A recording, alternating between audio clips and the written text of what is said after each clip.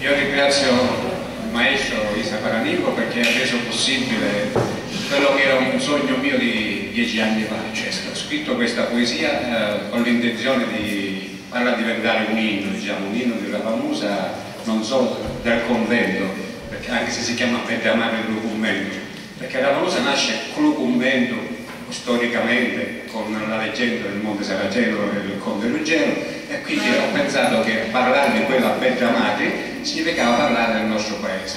Ho scritto questa poesia quindi tanti anni fa, ma non sono mai riuscito a farla musicale per come la volevo io. Un giorno per scherzo ho incontrato il maestro nel negozio, gliel'ho cantata a modo mio e l'ho convinta col mio entusiasmo a provarci quantomeno un paio di mesi fa. In 2 mesi è riuscita proprio a musicarla, utilizzando anche la candelena che io le avevo suggerito, perché io la sentivo così e così sarà cantata.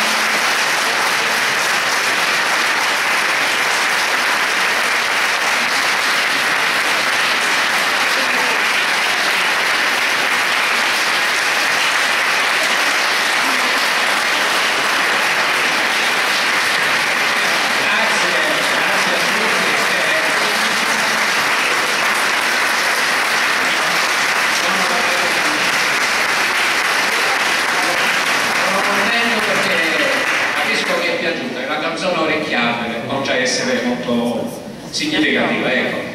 Ho visto che molta gente dopo la seconda strofa già ritornerò a cantare, quindi penso che meglio di così non poteva andare. Grazie a tutti. Grazie a tutti.